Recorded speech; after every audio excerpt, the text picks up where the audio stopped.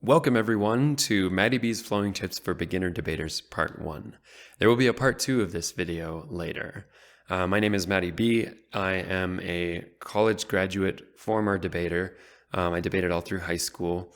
And today I'm going to talk to you about the flow. And so flowing is essentially how to know what's going on in debate. And we're going to get into all kinds of fun details about more what that means.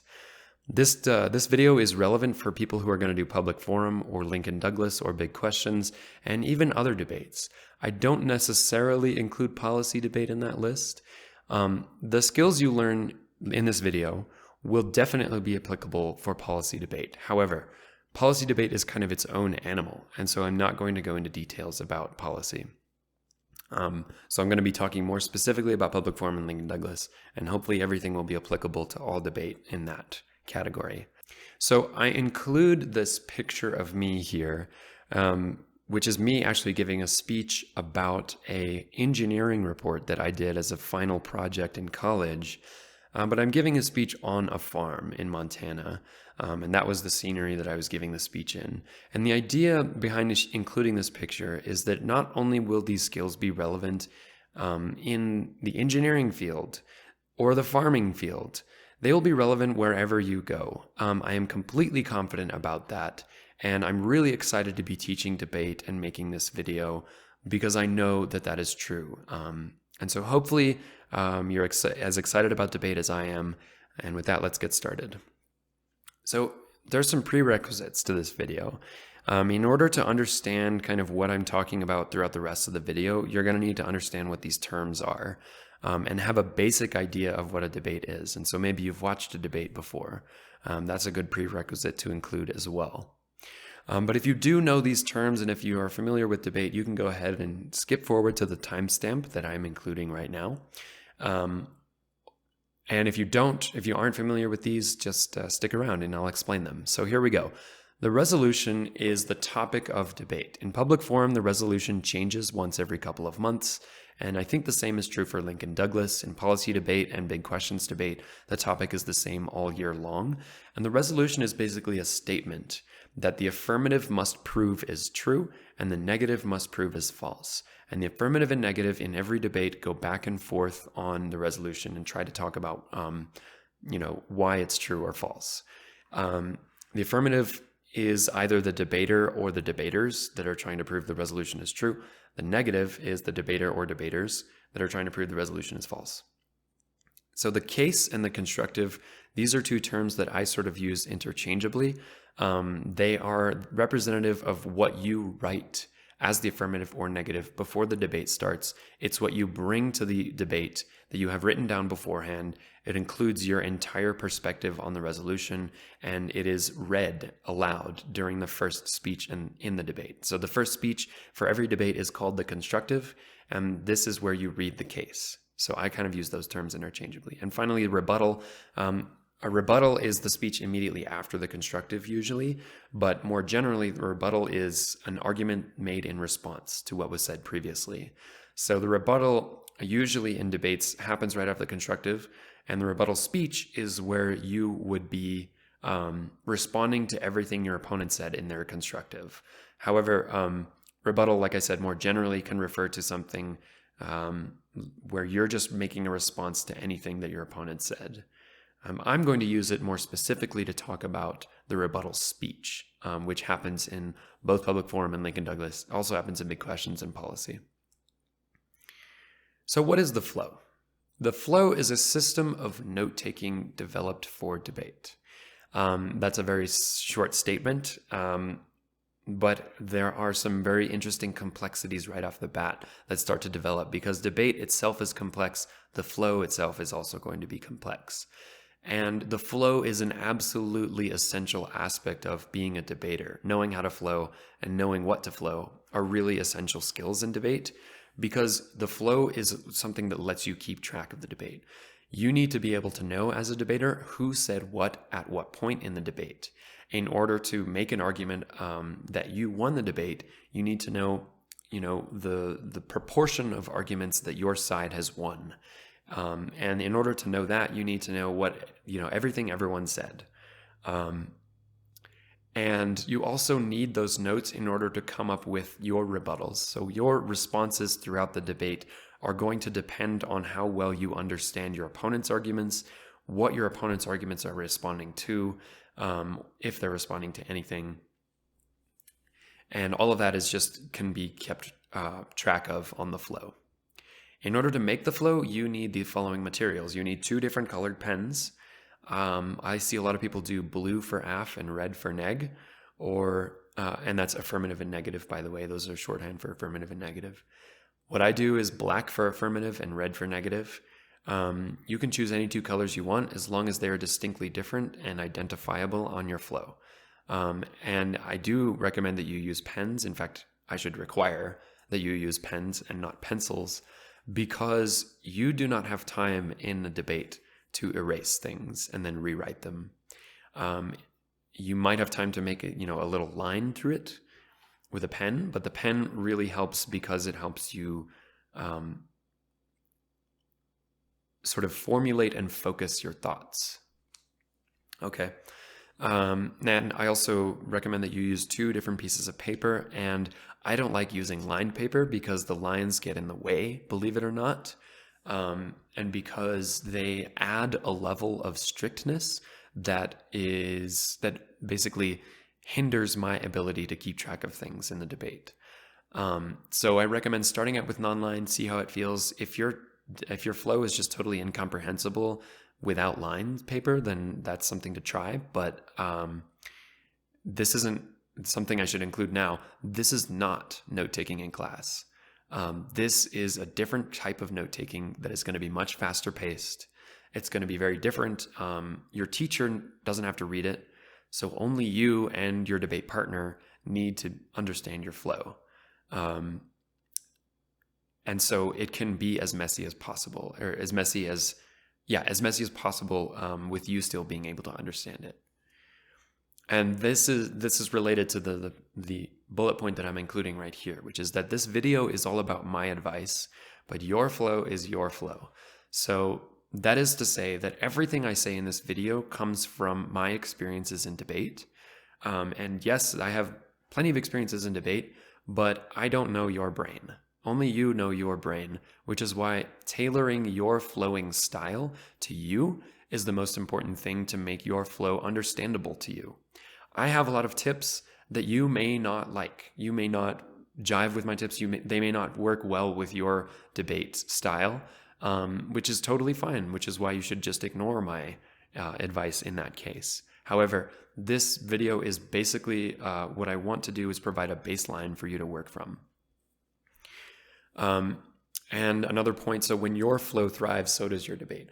When you know everything that your opponent said and you said and your partner said throughout the debate, you are an expert by the end of the debate. And that is really important for winning the debate. When you can understand everything that was said and be able to explain everything that was said, that makes sure that you have the best possible chance of winning the debate. And when you understand where things happen in the debate and how they happen, again, that's what the flowing is all about. It's much easier to make a speech. As such, however, the most important thing in debate is to know what you're going to say next. So even though I'm going to suggest to write down every single argument in the debate, your flow doesn't need to be perfect. So it can be lacking. Your flow can be lacking because, again, the judge doesn't look at the flow. The judge only sees your face delivering the speech. So making a perfect flow, as in a perfect record of everything that was said in the debate, is secondary to knowing what you're going to say in your next speech. So keep that in mind as we go through these examples. Okay, so we've talked about, in general, some theory about what the flow is, but now let's talk about actually what the flow is. In order to do that, I'm going to demonstrate using this layout. So you have your 2 pieces of paper. On the first one, draw a black line or a line for the affirmative. In this case, black is the affirmative, and a line for the negative. Okay, so you've got your 2 pieces of paper there. One has a black line for affirmative, one has a red line for negative. What happens with the line? Okay, well, the line basically gives you that that left-hand column space to write down the affirmative constructive and the negative constructive. Okay, so the affirmative constructive is going to fill that space on the left, the affirmative case, that is. And the negative constructive, or the negative case, is going to fill that space. All right, so you've got your two cases. Throughout the rest of the debate, you need these two pieces of paper because you need to be able to see the entire debate, both the affirmative and negative case and all the arguments that happen after them at the same time. In theory, you could potentially have one side of one page with the affirmative case, and then the other side is the negative case in that column there. However, in order to understand the connection between arguments, you're going to need to flip the page a bunch of times. And your brain you want to maximize your brain's potential in making connections between arguments, which is why it's important for me to have both of those things side by side throughout the entire debate. When I have both those things happening at once, I know everything that happened in the debate all at the same time. My eyes can see it all at once. Okay, so that's why it's important to include, to have two different pages. So we've got the affirmative constructive and the negative constructive. Then what happens is the affirmative would make their rebuttal against the negative. Okay, so the affirmative rebuttal then happens across from the negative case. During the affirmative rebuttal, they must answer every single one of the arguments the negative made in their case. And this could be anywhere from 5 arguments to 25 arguments. And the affirmative must answer every single one of those. Notice that I include a dashed line there. I don't like drawing lines other than that first solid line because the rest of the flow devolves. The structure of the debate only is present within the constructive, and the rest of the structure doesn't really exist. It's all very much in the moment. And so I don't draw a line there because I know that the affirmative rebuttal isn't going to fit into that column sometimes, and sometimes it might spill over the edge, or sometimes it might not even be there at all. And also I want to make sure that I have room to write the rest of the arguments there to the right-hand side. So as you can see, the debate is proceeding from the left to right. The affirmative has given their rebuttal across from the negative case, and now the negative will make their rebuttal across from the affirmative case. And so now you've had 4 different speeches, and you can understand, what each of the arguments were in each of those 4 speeches. And from this point on, the debate simply proceeds to the right. Okay, so that's the basic picture of what's going to happen on the flow. And before we get into more details about how that works specifically, we're going to talk more about what happens in the flow. But first, let's talk about an example of how this works. So we talk about the affirmative case and the negative rebuttal as they are the affirmative speech and the negative speech. But let's talk about arguments specifically that might happen in that speech. Okay, so here we go. So let's say that the affirmative makes a bunch of arguments in their constructive speech. And one of the arguments that they make is that the cats are the best animal because they are cute. Okay, that is a fair argument. Questionable whether it's true, but let's go with it. As the negative, you're getting ready to make your rebuttal speech. And what I do is I draw a line across to indicate that there is an argument which is responding to this argument about cats. Okay, the negative makes their argument across from that directly. Okay, so every argument is made directly across. And then that will happen throughout the rest of the debate. And the negative's argument is that there must be other criteria besides cuteness to determine who the best animal is. The negative has made this argument in their rebuttal across from the argument that the affirmative first made in the constructive, and I know all of that, even though it's not written down on the page, simply because of the way my flow is set up. I know that the very left-hand side is the constructive, and what immediately follows that is the rebuttal. And then the debate proceeds. So the affirmative might respond to this argument that the negative just made later in the debate, and then the negative would respond to that later in the debate, and so on and so forth. The debate proceeds like a tennis match in that way. Okay, so we've talked about how the flow generally looks, but what do you flow, right? So here's an argument you might flow, but other things you might flow. Case structure is important to flow. So every case will have a structure, And usually cases have framework. Usually they have definitions. You might hear in Lincoln Douglas, the framework is the value and the criterion. In public forum, frameworks are less common, but basically what framework is an interpretation of how to evaluate the resolution. So what are we judging today's debate based on? And then definitions, clarifying terms in the resolution or terms in your case that you want to make very clear. These are from dictionaries like Merriam-Webster, the American Heritage Dictionary, or Oxford English Dictionary, etc. Those are important to flow. Contentions. So contentions are the main arguments in the debate. And this is basically the frame of the case. So the structure of the case is dependent on those contentions. And then each of those contentions can have subpoints. Subpoints is a term you might hear if you're doing policy debate. But you might hear it in Lincoln Douglas, unlikely to hear it in public forum, but it is basically an argument that is being made to support the contention. And the contention, again, is the main argument. So I recommend using indentation. You'll see an example of indentation on this slide right here. I use indentation to indicate connections between arguments. For instance, since subpoints are arguments used to support contentions, that is an indentation, an extra level of indentation. And since the framework definitions, contentions, and this indentation argument are all related to case structure, they're indented underneath. And this is a bulleted list with different shapes. So this is an example of something I might actually do on the flow, is I'll have the circle and then I'll have the square to indicate that it's a level underneath. And then there's the arrow to indicate a further level underneath. Another thing to mention about the flow is that writing out these long words in every debate, so you're going to come across framework pretty frequently, you're going to come across contentions pretty frequently, but writing the entire word contention is going to waste time. Debate happens very quickly. And so I recommend using these abbreviations. So framework, FW, definitions, just def. Contentions, I use Roman numerals, and subpoints, I say A, B, and C.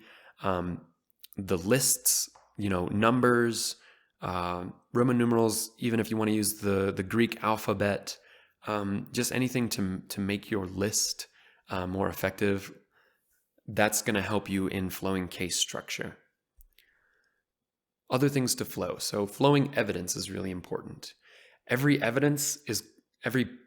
argument that has evidence is going to be, first of all, that argument, and then it's going to include an author and a year. And the author could be like the Brookings Institute, so not necessarily a person, or it could be a person like John Terry.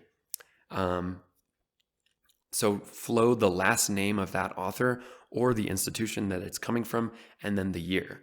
And I use 2 digits when I'm flowing a year because that's all you need. You will never see evidence before 1990. So anything that's like, 2018, just use 18, or 2000, just use 00 to talk about the digits. And yeah, okay. Analytical arguments as well. So in addition to evidence, many of the opponent's arguments and your arguments are going to be based on evidence, but analytical arguments is a term we use to describe an argument that is not based on evidence. So anything that comes from one of the debater's heads is an analytical argument. And frequently these are logical arguments, but sometimes they're just things that people pull out of the hat, basically. And that's an analytical argument. And so flowing that is really important. And how do you flow this? You use important phrases, okay? So flowing statistics underneath the evidence is important, and getting the gist of every analytical argument is really important. And how to do that is to select the important phrase that is within those arguments in order for you to remember what they said. And again, because flowing happens very fast, debate in general is very fast paced. This is not like taking notes in class. This needs to happen much faster. And so, for example, if I was up there as a debater and I said, "The quick brown fox jumps over the lazy dog," you don't need to write down every single one of those words. Just write down "fox jumps dog." Okay? Those 3 words get the gist of the entire sentence I just said, and we don't need to know that the fox was quick or brown. We also don't need to know that the dog was lazy. And the word jumps, or the phrase fox jumps dog, indicates that the fox is jumping over the dog. So, whatever phrasing you can narrow your words down to in order to simplify things as much as possible, in order to give you more time, that is the important phrases that we're talking about. And another strategy to take less time to flow is using abbreviations. So I have some abbreviations up there like FW for framework and definition, DEF. I've heard of debaters who flow without using vowels, so just flowing the consonants of every single word. And apparently you get used to reading that way if you do that. Here's some abbreviations that I use in a lot of my debates. So a lot of debates talk about the economy. And so those first two, the box with an arrow and the box with the arrow pointing down,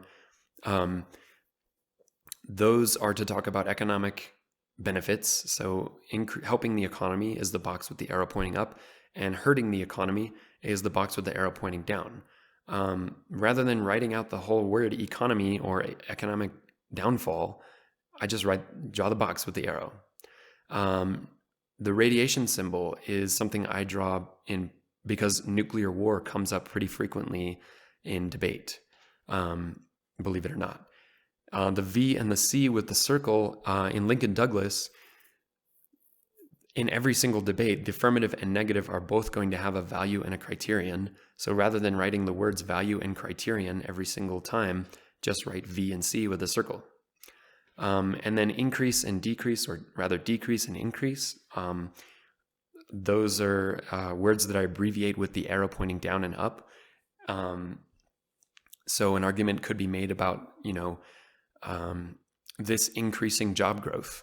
I would just write arrow up jobs, and there you have it. So those are some of the abbreviations I use. The idea behind all of this is for you to develop your own abbreviations that work for you. If drawing pictures, like little messy pictures, helps to get the point across and you can do that quickly, go for it. Again, you are the only person and your partner that need to understand your flow. The judge never sees your flow. And yeah, so this is all just designed to make it more efficient. Okay, so here is an example flow. Taking all of that into consideration, here are some of the things you might see on one of my flows. This is a first affirmative constructive in a Lincoln Douglas debate that I judged recently. And I have it completely there on the left-hand side all the way down that column. And then I've just zoomed in on those two different pieces of it to show you, to make it more legible. And so the affirmative has the value of deterring war and the criterion of consequentialism.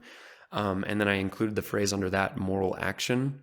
And the reason I include that phrase is so that I understand when I'm looking back at my flow later, consequentialism is basically a moral theory about the moral value of actions being determined by their consequences. So rather than including all of those fancy words, I just include the words moral action and I understand what that means. Then the affirmative makes a thesis statement about the framework of this debate. So what we should be paying attention to in this debate. And they say, the affirmative says that the most important thing to pay attention to in this resolution is whether the risks outweigh the benefits. And this topic was about lethal autonomous weapons. The affirmative was supporting a lethal autonomous weapons ban, and the negative was going against that ban. And so the affirmative is going to try to say that lethal autonomous weapons are dangerous. And that's what they do. So contention 1, potential tech flaws. I believe it was potential technological flaws. You can see an abbreviation happening there, tech. And then subpoint A, hacking. Military can't know who used the LAW, lethal autonomous weapon. Again, that's shorthand. It's not a complete sentence, but it's helping me understand what's happening. Subpoint B, AI defects, artificial intelligence defects. And then underneath that, I have an indentation with a bullet point list. The first bullet point being complex systems are vulnerable to failure. And I know that that is from Sure in 2016. So that's the author's last name and the year that that evidence was published. And I know that that first bullet point is evidence. The second bullet point, slight deviations, fool AI, not A2, but AI. Right, so basically continuing the argument about AI being susceptible to change or to failure.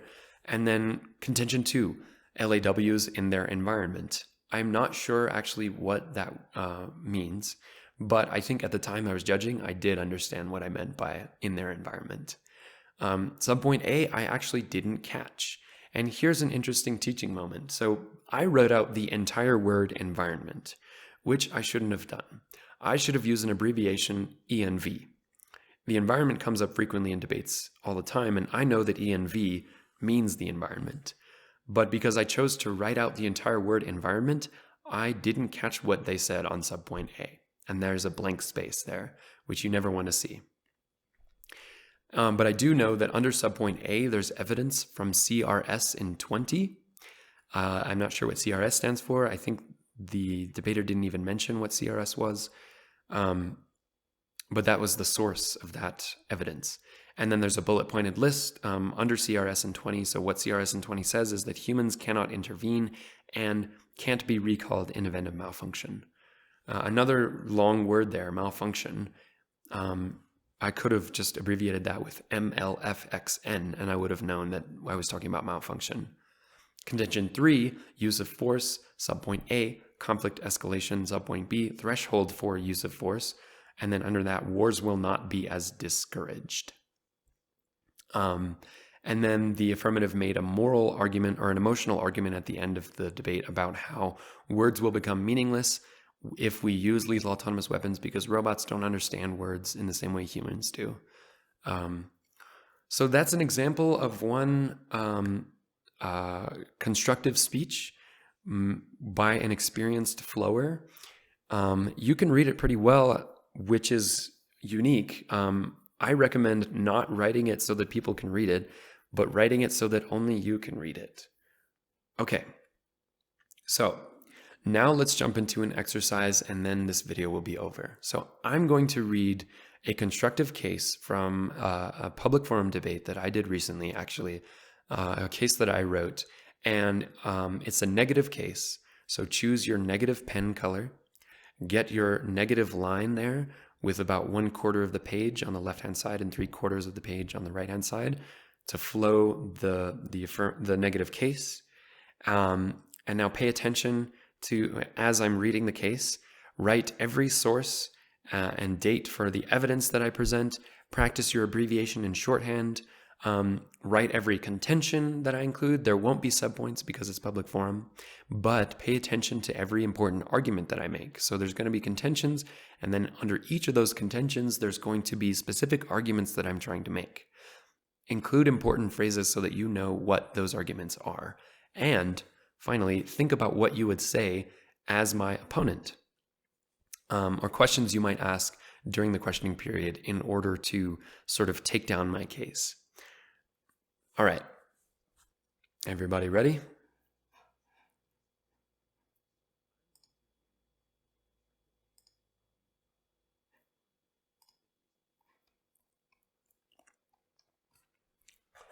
So the constructive case is a 4-minute speech.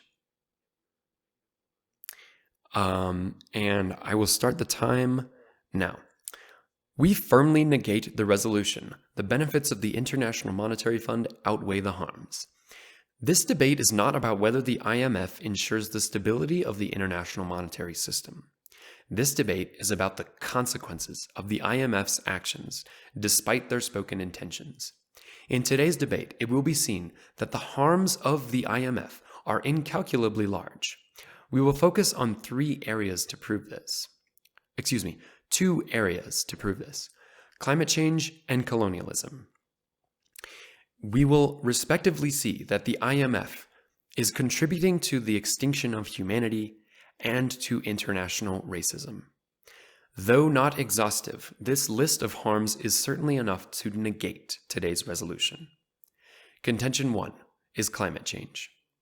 Climate change is causing massive ecosystem disruption and catastrophic destabilization of natural systems. Almost all scientists agree that humanity must make changes if we want to survive. According to Michael Roberts in 2020, the IMF's planned response to climate change is to use carbon taxes and market pricing of emissions. However, carbon pricing in Australia did nothing to curb emissions appreciably, and the use of markets and fees does nothing to encourage the kind of real reform that's needed.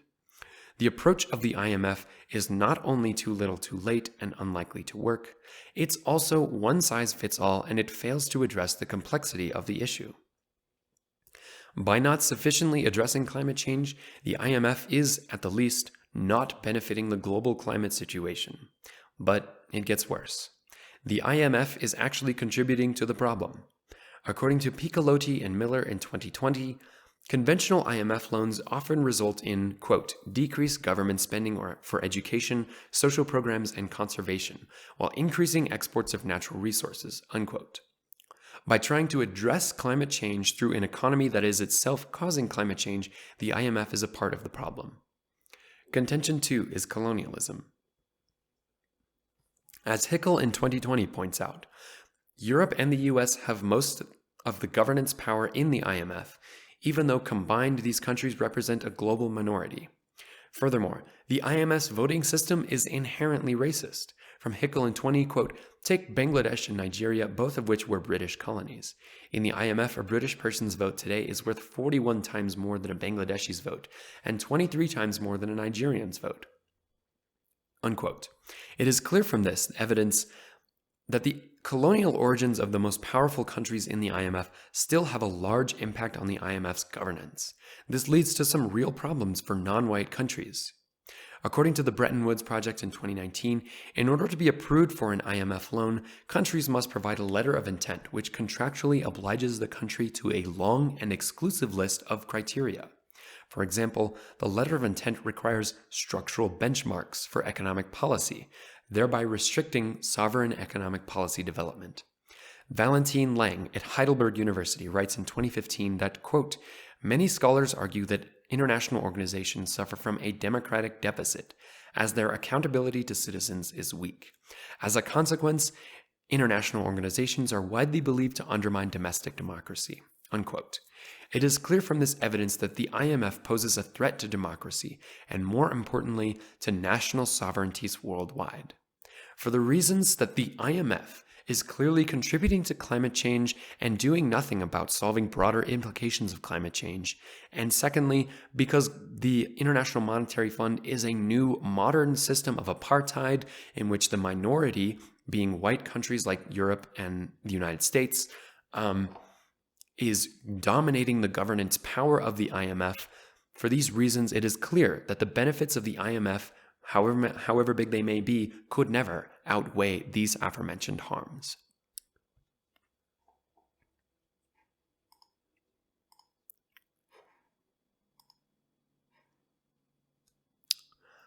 Okay, so hopefully you enjoyed that flowing exercise. Hopefully you were able to catch everything that I said, or at least be able to explain a lot of the arguments that I was making. And hopefully you have some ideas about what you would say as my opponent. And what I would recommend doing is spend some time coming up with a rebuttal speech against that argument. And then before you watch the next video, go and search on YouTube for Public Forum and Lincoln Douglas debates to practice flowing on. And yeah, practice the same thing that we did in this exercise. So practicing abbreviation and shorthand, making sure to know what every evidence, author, and year was, writing every contention and subpoint, and then, of course, thinking about what you would say in response. So that exercise will prepare you really well for the next video. And hopefully you've learned something about flowing in this video. Hopefully you are excited for your next debate. I know that I'm excited for your next debate. And with that being said, good luck in your next debate.